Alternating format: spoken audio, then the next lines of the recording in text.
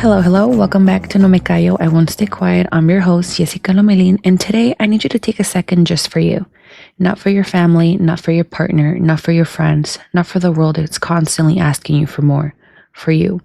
So if you can, close your eyes for a moment. Inhale. Slowly, deeply, until you feel your chest open and rise. Exhale. Gently, as if with that breath, you're releasing everything that's been weighing on you. Because what we're about to open here is not just another conversation. What we're touching today might be a wound. One of those we all carry, but few admit. One of those you feel in the body before you even understand it in your mind. One of those that makes your soul shake the moment someone dares to name it. Today, we're talking about that deep exhaustion. The kind that sleep doesn't fix. That tiredness you feel in your bones, in your breathing, and that lost look in your eyes. The exhaustion of carrying lives that are not yours. That silent burnout that comes from holding emotions that don't belong to you, but end up destroying you anyway. Today, we're also talking about guilt. That quiet, sneaky guilt that slips into places it shouldn't be. The guilt of letting go of someone you never should have been holding in the first place. The guilt of saying, I can't anymore, even when your heart still wants to try. And we're talking about pain. Not physical pain, no. A deeper pain. The pain of realizing you confuse loving with rescuing. You confuse company with sacrifice. You confuse presence with abandoning yourself. Today, we're talking about that version of you who wore themselves down trying to save someone. That version of you who broke just to keep someone else from falling apart. That version of you who stopped listening to yourself because you were too busy listening to someone else's pain. Today's episode is called I am not responsible for your sanity. Yo no soy responsable por tu sanidad. And if hearing this makes your chest tighten, if a memory burns, if your throat closes up, if something in you wants to cry but doesn't know how to begin, just remember you're not alone. So you already know what to do. Get comfortable, grab your coffee, your cafecito, your glass of wine, or your cold beer, and get ready to chismear with me. So in the last episode, we talked about cleaning, about letting go, about pulling out of your body everything that was taking up space that never belonged there. But no one warns you about what really happens when you start cleaning. No one tells you what gets stirred, what falls apart, what gets revealed. Because cleaning isn't just organizing emotions, no. Cleaning is digging up truths you maybe avoided for years. And when you start emptying corners of your soul that you had filled with other people's emotions, when you open those internal doors that have been locked for years, when you finally give yourself permission to look at what you've been hiding, something you can't control just happens. Something that opens your eyes. You realize how many people were living inside you without paying emotional rent. People who stayed even though they were long gone. People who occupied your mind even though they had no place in your life anymore. People who kept making decisions for you even though you didn't even speak to them anymore. People who lived in your anxiety, your insomnia, your repetitive thoughts, the messages you never sent, the words you swallowed so you wouldn't make anyone uncomfortable. Your doubts, your fears, your insecurities. People who settled inside you without permission, or worse, people you gave permission to be there, not because you wanted to, but because you were taught that love meant caring, that loyalty meant sacrificing yourself, that being there for someone meant disappearing from yourself. People who'd stay living in your soul because you confused caring with rescuing, because you believed that without you, they'd break, and so you broke instead.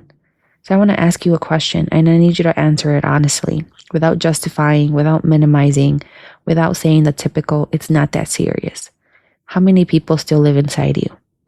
From the ones who hurt you, the ones who needed you too much, the ones who drained you, the ones who weaponized your pain against you, the ones who never took responsibility for their own life, the ones who made you feel responsible for their emotional stability, the ones who told you they'd fall apart without you, the ones who promised to change and never did, the ones who never let you go but never took care of you either.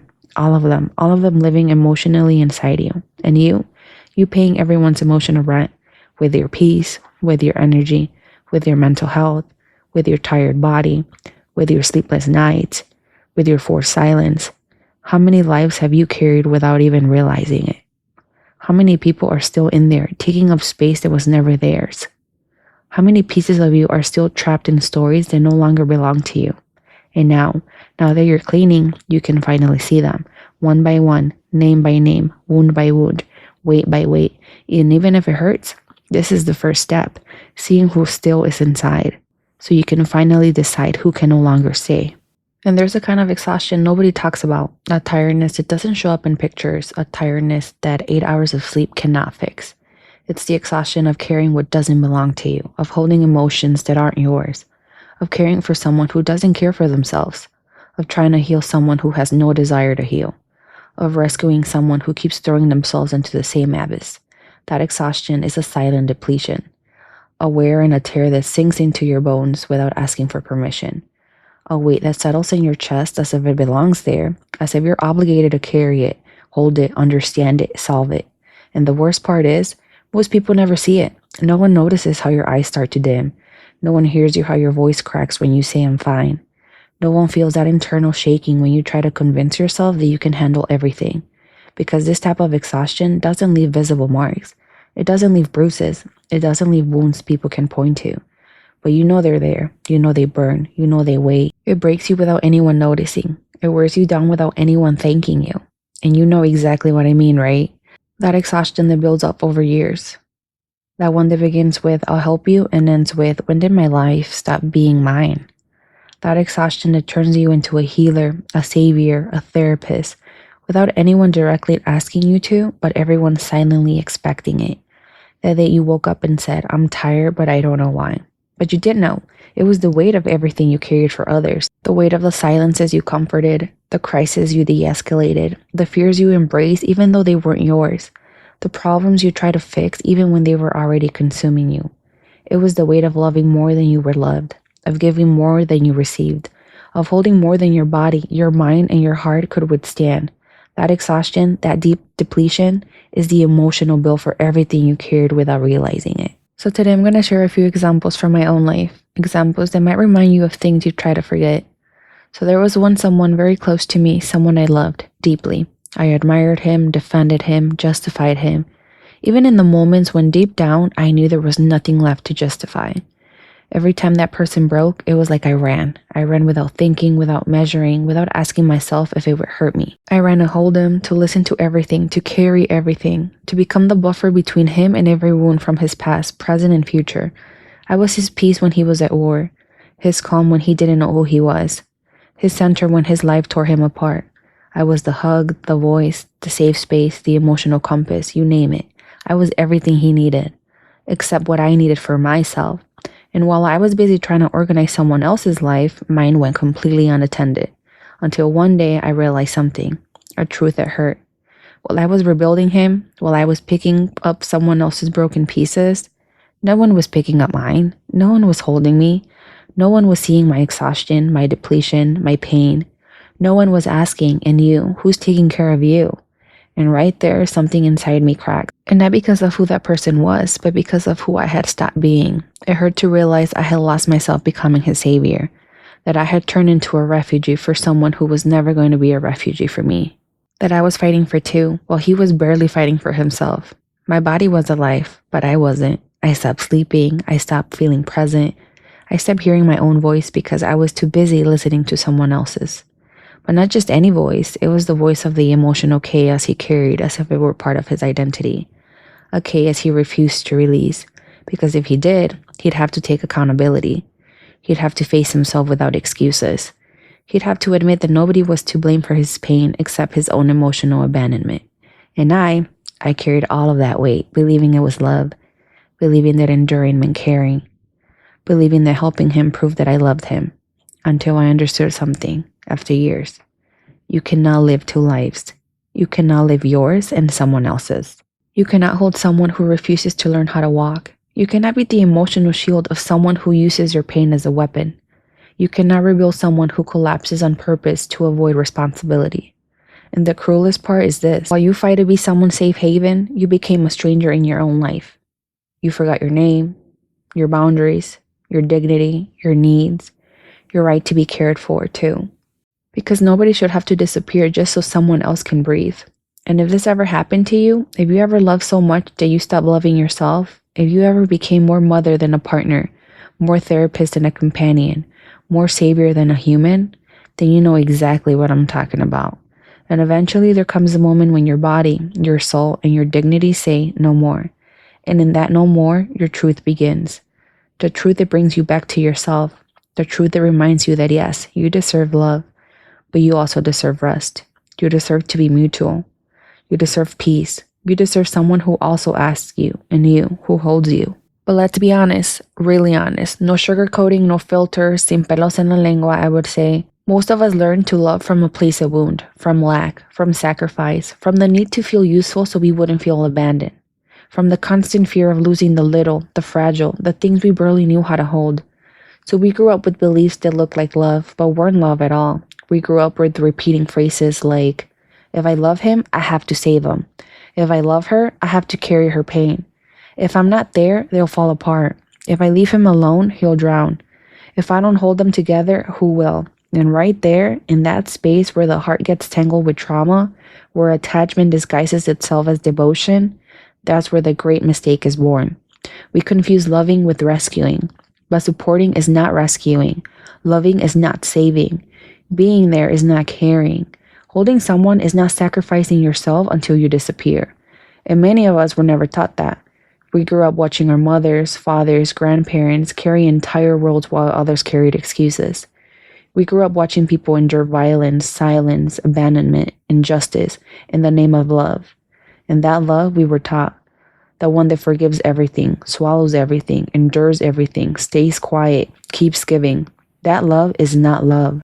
That love is emotional depth in disguise. It is fear of being alone. It is the belief that our worth comes from how much we can hold, not from who we are. So one day you find yourself stuck in the same cycle, giving even when you're empty, loving until there's no air left for you, carrying trauma that doesn't belong to you, helping someone who doesn't even try to help themselves, defending someone who would have never defended you, breaking yourself into pieces so someone else feels whole. And I swear, you don't even notice it. Not until you wake up tired, exhausted, empty, detached from your own body, missing from your own story. Then one day you ask yourself, why am I so tired? Why do I give everything and receive the bare minimum? Why does everything feel so heavy? Why do I feel like I'm raising someone and not loving them? Why do I feel like I'm the life jacket but never the person someone chooses to swim with? And then comes the truth, the hardest one. The moment you realize you've been calling love your need to feel needed. Because when you come from emotional wounds, rescuing feels like a connection. Someone else's chaos feels like purpose. Dependence feels like intimacy. Shared pain feels like bond. Sacrifice feels like loyalty. But no, that's not love. That's trauma responding to trauma. That's the little girl or boy they once were trying to earn a safety they never received. Trying to avoid an abandonment they learned too early. Trying to fix wounds that were never theirs. And that they still carry without noticing. Because no one taught us that. Healthy love walks beside you. It doesn't absorb you. Healthy love listens. It doesn't use you. Healthy love supports. It doesn't treat you like an emotional tool. Healthy love takes responsibility for itself. Healthy love doesn't need to be saved. It just needs to be shared. But we grew up in a world where love was taught through sacrifice, through emotional obedience, through endure, forgive, be strong, give another chance. And now as adults, we have to unlearn the biggest lie of all. The real love is the one that hurts the most. No, love that hurts all the time is not love. It's a warning. It's an alarm, an open wound. And you were not born to be the parentheses in someone's life. Not the emotional bandage, not the project, not the nurse, not the therapist, not the savior. You were born to share love, not to replace someone else's responsibilities. And here's another hard truth. You cannot save someone who doesn't want to be saved. You cannot heal someone who hides behind their pain. You cannot fix someone who uses your wounds as a weapon. And you cannot carry someone who chooses not to walk. Loving someone is not disappearing. Loving someone is not breaking quietly. Loving someone is not being strong every second. Loving someone is not holding what is destroying you. Loving means choosing yourself too. And that no one taught us. But here we are learning it together, not late, just on time. But then there comes a moment that doesn't announce itself, that makes no noise, that doesn't arrive with a scream, but with a tired whisper. That second when suddenly you hear yourself say, I can't anymore. And it surprises you because you've never said it before. You always could. You always found strength. You always found patience. You always found excuses to keep going, to justify the unjustifiable. But this time, your body spoke. This time your soul spoke.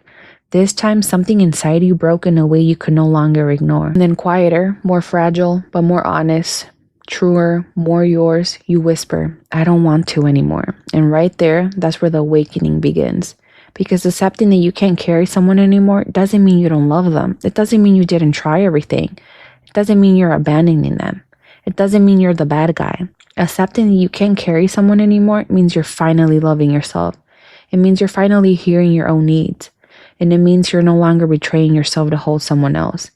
It means you're remembering that you deserve care too, that you deserve rest, that you deserve to be chosen by yourself. In that moment, that instant when you say, I don't want to anymore, it's both a death and a rebirth, because the version of you who gave without limit dies. The version who confused love with pain dies. The version who thought caring someone was loyalty dies. The woman or man who overextended themselves to hold broken, unfair, and unbalanced relationships dies. And something new is born. Something scary maybe, but real. Yours, lighter, able to breathe. The woman or man who chooses themselves is born. Who understands that love is not rescue. Who knows your peace is non-negotiable. Who now looks in the mirror and says, I deserve more. I deserve what I give. I deserve for it to be mutual, and I deserve a love I don't have to save. And yes, awakening hurts, I know. It hurts to admit you gave more than you received. It hurts to realize you stayed alone holding someone who never held themselves. It hurts to finally see clearly what you avoided for so long. It hurts because it strips you bare, but it hurts in a different way, a way that heals, a way that frees, a way that makes space, because awakening isn't an explosion. It isn't a fight. It isn't drama. Awakening is the moment your tired, exhausted, broken soul takes you by the hand and says, let's go. There is nothing left for you here. And you, even trembling, even hurting, take the first step. Maybe a shaky, quiet step, but yours. Deeply, profoundly yours. And that's where everything begins. Rebirth is not instant, I know. It's not magical. It's not perfect, but it's real. It's honest. It's the first day of your life where you are at the priority, where you choose, where you listen to yourself, where you choose you. Because the greatest act of love you can ever make is not staying to carry someone who refuses to grow. The greatest act of love is telling yourself, I deserve to be cared for too. I deserve to save myself, even if that means I stop saving you. And that is the true awakening. But I know that many times it feels terrifying to set boundaries, because that word can sound harsh, cold, almost selfish. But listen to me carefully. Setting boundaries is not selfish. It's not abandonment. Setting boundaries is love, self-love, conscious love, love that respects your space, your time, and your energy. When you set boundaries, you're saying, this space is mine. And it's not just any space, it's my space to breathe, to see clearly, to stay calm. It's where I can look at my life without someone else rearranging it. This time is sacred, because your hours are not infinite. Your energy is not a resource others get to burn through as they please. Every minute you spend giving without receiving is a piece of you that disappears. And setting boundaries is reclaiming that time, that life, that presence that also belongs to you. It's saying, I fought for this piece and I'm not losing it. Because how many times have we let others take our calm? How many times have we sacrificed our serenity out of fear that someone might get mad, feel lonely, feel uncomfortable? And right there in that moment, we forget the most important person, ourselves. Setting boundaries is returning to yourself. It's looking at your body, your mind, your heart, and saying, I matter. My well-being matters, my sanity matters. Because your sanity is yours. It's not negotiable. It doesn't depend on whether others approve of your decisions or feel hurt by them. Your process is yours. No one can rush it. No one can decide for you how to heal. No one gets to push your emotions around or dictate your pace. Your emotional responsibility is yours. It's not your job to carry someone else's emotions. It's not your duty to fix what was never broken for you. It's not your obligation to be anyone's parachute, compass, pillow, or savior. And this is freedom. Freedom to say no. Freedom to say enough. Freedom to choose your peace over someone else's expectations. And I know it hurts, believe me, I know. I know it's scary. Scary that someone might get angry. Scary that someone might leave. Scary that someone might judge you. But I swear, the greatest gift you can give yourself is learning to set boundaries without guilt, without shame, and without fear. Because when you defend your space, when you protect your time, when you honor your peace, You are teaching others how to treat you. You are showing your worth. You are saying, I will not disappear so others can breathe. I will not lose myself so others can find themselves. I will not trade my peace so others can play with it. And you know what happens when you do this? Something beautiful, something powerful, something transformative. You free yourself. You rediscover yourself. You remind yourself that you deserve love, respect, and care, just like anyone else, but without abandoning your own life in the process. Setting boundaries is not punishment, it's an act of love toward yourself, an act of clarity, and an act of justice with your own heart. Because until you set boundaries, until you say this is mine and this is not negotiable, you will continue caring, sacrificing, justifying, and silencing your voice. But when you finally learn to say no more, when you learn to guard your space, when you learn to protect your time, that is real power. That is true freedom. And believe me, when you set boundaries for yourself, not only do you save yourself, you also teach others how to love in the right way. To love without destroying, to love without disappearing, to love without losing themselves. But here's where it truly hurts. Where every speech about strength, every attempt to understand everything meets the hardest truth. When you stop caring, someone hurts. It hurts because love hurts. It hurts because letting go hurts. It hurts because what you're letting go of is someone who you once gave your heart to, your time, your energy, your life. It hurts because love mixes with guilt and fear blends with the feeling of betrayal. And sometimes it makes you ask yourself, am I a bad person for doing this? Am I failing as a friend, partner, daughter, son, sibling? How can I love and let go at the same time? This is where we learn that love isn't always what we were taught. Love isn't always about holding on. Love isn't always about caring. Sometimes love means stepping back and letting the other person see themselves. Yes, letting go is scary. Scary because you fear failing them. Scary because you fear being selfish. Scary because the silence between you might feel like abandonment. But listen, letting someone go does not destroy them. Letting someone go does not mean you don't love them. Letting someone go is not proof that your love was insufficient. Letting go, it's giving the other person the opportunity to face themselves, to confront their fears, their wounds, their own decisions, to live through their pain without you absorbing it, excusing it, or shrinking yourself under it, to learn to hold themselves up, maybe for the very first time. And many times, that's exactly what they've avoided, because people get used to having someone else carry what hurt. They get used to someone else cleaning up the waste of their life. They get used to someone else holding their chaos while they feel safe without looking inward. But when you choose to let go, when you choose to say, this burden is no longer mine, they see themselves. They face themselves. They take responsibility. They realize they can no longer depend on your endless sacrifice.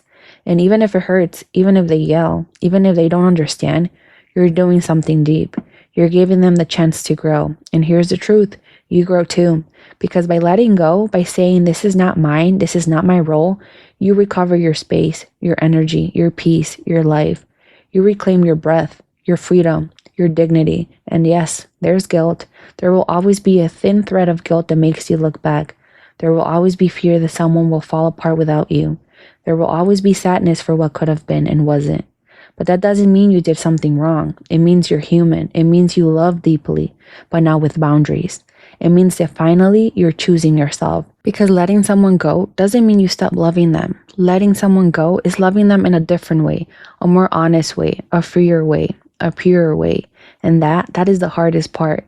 Because sometimes we fear being alone. We fear others suffering. We fear being judged. But real love, the love that heals, respects, and grows, doesn't destroy anyone. It doesn't guilt trip. It doesn't manipulate. It doesn't squeeze until you break. Real love sets free. And when you learn to let go without fear, without guilt, when you let go from strength instead of from obligation, when you understand that others must take responsibility for their own lives, that is the moment your heart finally breathes. That is the moment you discover that love can be gentle, love can be light, love can be healthy. And there is where your true power begins. Because you're not giving up on love, you are giving up the weight that was never yours. You are giving up the patterns that destroyed you. You're giving up the fear of losing, only to discover you don't lose everything. You let go to finally find yourself. And as always, I want to recommend you a book. Today's book is called Las Mujeres que Aman Demasiado, Women Who Love Too Much by Robin Norwood. And even though the title says woman, I want you to know that what it teaches is for everyone, men and women, because any of us can fall into loving more than we should, into giving ourselves to someone who doesn't see us, doesn't respect us, or depends on us to heal their own wounds. This book shows us how love can become an emotional addiction, how we can confuse caring and giving with the need to be needed, and how that pattern can destroy us without us even noticing. But the most powerful part of this book, in my opinion, is that it doesn't just point out the problem. It also teaches us how to wake up, how to recognize your own wounds, and how to begin truly loving ourselves. And what connects me the most with this episode is that it reminds us that loving is not disappearing. It's not carrying someone else or justifying their pain. It reminds us that boundaries, sanity, and self-love are the foundation of any healthy relationship. So if you ever felt trapped in a relationship where you give more than you receive, where your love hurts more than it heals, this book is a mirror. It's a call to wake up, to let go, to choose your peace, and to understand that real love begins when we love ourselves first. And before I say goodbye, I want you to stay with me for a moment more. I want to ask you a few questions, and maybe these aren't questions you answer with your mind. You answer them with your body, with your memory, with your wound. So take your time to respond. Who are you still carrying? Who demands from you emotionally without giving anything back? Who are you afraid to let go of? Who manipulates you from their pain? Who makes you feel responsible for their stability? Who made you believe that without you they would fall apart? Who promised they'd change and never did? And the most important question of all, who would you be if you let that person go? Because today, more than ever, I want you to remember something. Remember that love is not saving. Remember that holding someone is not the same as disappearing. Remember that your peace is not negotiable. Remember that your life is not unnecessary to someone else's. Remember your moments of pain, the seconds when you said, I can't anymore, the shaky whispers of, I don't want this anymore, those tears no one saw, those silences no one understood. Remember how you discovered that boundaries are freedom, that letting someone go doesn't destroy them, that letting go also saves. So today I want you to truly listen to yourself, to your breathing, to feel your heart beating strong, because it beats for you, not for anyone else. Remember, you are not responsible for carrying those who refuse to carry themselves. You are not guilty for saying, this is as far as I go. You are not a bad person for choosing yourself. You are brave, you are strong, you are wise, and in the end, that's what matters. Standing up, remembering who you are, choosing the life you deserve. Because when you choose your peace, your sanity, your space, when you choose your boundaries, when you choose to release what it isn't yours to hold, you discover something beautiful. Your love isn't lost. Your love transforms. And it becomes clear, pure, more authentic. It becomes an act of freedom, not sacrifice. And it becomes a seed that blooms inside you. So today, as you finish this episode, I want you to promise yourself something. Promise that you will never again disappear so someone else can breathe. Promise that your wounds deserve time, care, and respect. Promise that you won't carry what isn't your responsibility. Promise that you will learn to let go with love, not fear. Promise that you will always remember, loving yourself first is not selfishness. It's survival, it's strength, it's freedom. And when you do it, when you finally do it, you'll realize something incredible. You didn't just save yourself. You also taught the world what real love looks like. This is rebirth. This is choosing you. This is freedom. And today, here and now, that is your gift. Your broken heart, your confused love, your fear and your guilt, all of it becomes your strength. All of it becomes your voice. All of it becomes your story. And your story deserves to be heard, deserves to be lived, deserves to be yours. And if this episode hurt, stay, because the pain you feel right now is your body releasing stories that no longer belong to you. This boundary doesn't just heal you, it redefines your life. In the description of this episode, you'll find the Amazon link with the complete list of books mentioned on No Me Callo, I Won't Stay Quiet, from the very first episode all the way to today. And don't forget, every Friday, a new episode is waiting for you. Next week's episode is called Los momentos más difíciles te llevan a lo más chingón de tu vida. The hardest moments lead to the best things in your life. Sometimes life hits you in ways that feel impossible to survive. Moments that leave us broken, confused, scared, and ready to give up. Heart moments that make us question everything. Why me? What did I do wrong? How am I going to get through this? But here's the truth. Those painful, heavy, messy experiences are often the ones that lead you to the most incredible parts of your life. Yes, what hurts today can become your strength tomorrow. What looked like a dead end can turn into the path to where your power, your clarity, and your freedom. In this next episode, we talk about how to turn chaos into growth, how to rise after the hardest moments, and how every fall can become the spark that pushes you to create the life you deserve. We'll talk about real stories, deep reflections, and tools that help you transform your pain into strength, your wounds into wisdom, and your boundaries into freedom. If you ever felt like everything was falling apart, like you couldn't take one more thing, or like your life was spinning out of control, this episode's for you. It's a reminder that even in the hardest moments, there is an opportunity to grow, rebuild, and find the strongest, most authentic, and most unstoppable version of yourself. Because sometimes what feels like the worst is exactly what leads you to the best. And your baddest life begins the moment you choose to be reborn. Who participated in our November giveaway. Congrats to all our winners, Laura, Ernesto, Iris, Alfonso, and Rafael. Reading your messages, feeling your support, and seeing how this project keeps growing thanks to your love, your energy, and the good vibes you bring fills my soul. I hope you enjoy the giveaway, that you felt the excitement and intention behind it, because every detail was planned with so much love for you. Knowing that this made you a little happier or made you feel part of this community, for me, that means everything. And like I've said it before, this podcast was born from my voice, but it stays alive because of you, because you're here, because you listen, because you share, because you believe in me and in what we're building together. You're the reason I keep creating, exploring, and telling these stories. But get ready, because this month we'll have 2 even bigger giveaways. I want to close this year celebrating this project and appreciating every moment, every message, every laugh, and every tear shared in this space. On Wednesday, December 10th, I'll tell you all the details, and trust me, you don't want to miss it. So again, thank you truly for being here. Thank you for listening, for showing up, for being part of this project that's filled with so much heart. Thank you for believing in me and the space and in the magic we can create together day by day. You don't just make this podcast possible, you give it life. You give it meaning. You give it soul. And every message, every shared moment, every minute you spend here with me reminds me that all of this is worth it. That every story, every tear, and every laugh has a purpose. And the most beautiful part, what we build together doesn't end with me. It becomes something bigger, a community, a force, an inspiration. You turn this into more than a project. You turn it into a place where we can be real, where we can grow and heal together. So thank you from the bottom of my heart. You've been listening to No Me Callo, I Won't Stay Quiet. I'm your host, Jessica Lomelin. Until next time.